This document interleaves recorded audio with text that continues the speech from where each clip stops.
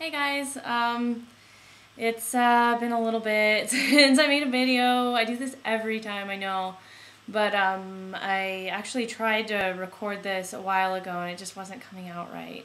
And so I was like, I should probably just put it down and do it later. And then our applications to residency are due on September 1st, so it's getting kind of close. And I've been going to advisors and working on my personal statement and all kinds of stuff like that. I hate personal statements so much, it's not even funny. So these last couple of weeks have been absolute torture. But that's more for another post. This is supposed to be about emergency medicine. So from what I was saying last time, I was down to two choices, either emergency medicine or surgery. And, I scheduled emergency medicine pretty much as soon as I could so that I could have enough time to properly make an application into one or the other. And so, I started it, and it's nice because the people who you work with are really, really cool. They were really nice to me, and if I ever, like, my best friend got married in the middle of the rotation, and so I had to miss like 4 days so that I could go back home and be in her wedding and stuff, and it so wasn't even an issue. Like, all I had to do was ask, and they were like, yeah, it's fine. The way the rotation was structured was they assigned us a resident, and whenever that resident was working, you would go in. And resident shifts are 12 hours, either 7 a.m. to 7 p.m. or 7 p.m. to 7 a.m. And you basically just work with the same resident, and you switch every week or two. And I had 3 of them total, and every single one of them was just really, really awesome. So I was kind of sad to leave each time I had to, but the work itself was really not tedious, but it just never ended. It never ended in both senses. So, the whole point of emergency medicine is you figure out who's sick, who needs to be admitted, a basic workup if it's something simple, fix it and send them to a primary care, or schedule an appointment. You basically are just trying to direct people where they need to go. If it's something you can take care of right then, you do it. If it's not, you send them wherever that they would need to go, so a clinic or admit or all that kind of stuff. So, if somebody had a really interesting problem, that means they probably need to be admitted. So you do as much workup as you could while they were there, and then as soon as a bed opens, they go upstairs, and so you never actually get the answer, which sucks. And then as soon as a room is cleared, they put somebody else in, and you have to start all over. So it's literally 12 hours non-stop, and it's really hard to find a good place to just go get something to eat, for example. In other services, days can be longer sometimes, but there was always time that you would just be chilling. There was always time when you were just waiting for something else to happen, have to do another admit or the next trauma or what have you. And so, the pace was really, really tiring. And it was really nice to know exactly when your end point was exactly, but even on day shifts, 7 p.m. is pretty late. That means you're not out and home until 8:30. And so even in a lifestyle sense, it wasn't that appealing necessarily. So the good things about it is that you keep all of your skills sharp. So you need to know everything from cardiology, nephrology, infectious disease, obstetrics and gynecology.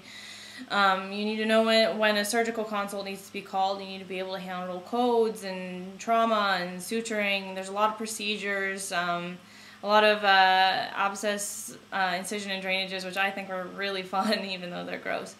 And a lot of little things like that, lumbar punctures, venipunctures, arterial ABGs, things like that. And so yeah, it was fun. But here's the other thing, as cool as the people I was working with are, if I hadn't been there, they would have been, doing their thing on their own. You don't have a team, ever, really, in emergency medicine. And I really, really like having a team. It's one of my favorite things about rotation so far, is that everywhere I go, I get a new team. And in surgery, you never don't have a team. So I think I'm completely and 100% sold. And I know I was saying that from the very beginning, but that's because like already the work, it wasn't what I was expecting. And I see the appeal, and it was cool. But like the other thing is that you know, you can patch people up and send them out, but you never actually fix anything, which once again is one of my favorite things about surgery. There's something you can put your hands on it, you can take it out, or you can put it back together. Whatever the problem is, you can put your hands around it and you can fix it. And God, that's amazing. It's really amazing what we can do for people, and you know, how fast they can recover from it, and how much better they can feel afterwards. So yeah, I'm done. The decision has been made, and so I scheduled my away rotation, and I wrote my personal statement, you know, with an eye to surgery. I know who I'm going to ask for my letters of recommendation from, which I really need to do. It's kind of getting late to be asking them. But you know, other than that, I just have to fill in a few things on my resume, and then it's done. And then my boyfriend, who's also a fourth-year medical student, he's going into OB-GYN. So you know, we had this big decision if we should couples match or not. So I explained a little bit about the match. You know, you go on all your interviews, and you make a list in the order that you'd want to go of the places you interviewed at, and they make a list of all the resident applicants that they like. The computer matches them up, comes up with the best combination, and that's where you go. By putting an institution on your list, it's a legally binding decision that if you are chosen to go there, you will go there, and if you don't, you can get sued. So, you know, by the time you're applying into residency, you're minimum like 25, 26 years old. You know, you've put down some roots, kind of, and it's hard to completely uproot and go somewhere else, just because that's where you match to. So they have an option where you can link your application to somebody else's, and the way it works is you still go on all your interviews, but the main difference is when it comes time to make your rank list, you make a list in conjunction with them, so like permutations basically of all the different combinations that would work for the two of you. So let's say I wanted to go to the University of Oklahoma, and there's an Oklahoma City hospital that also has a program there, and he wants to go there. We can put those two together, and that would be a combination that would work. So you basically just go down the list, like your first choice, his first choice, your second choice, his first choice, your third choice, his first choice, or, you know, vice versa, and go that whole thing. So there was a huge question of if we were going to do this or not, and we are. So we talked about it, and it's 100%. So that's exciting.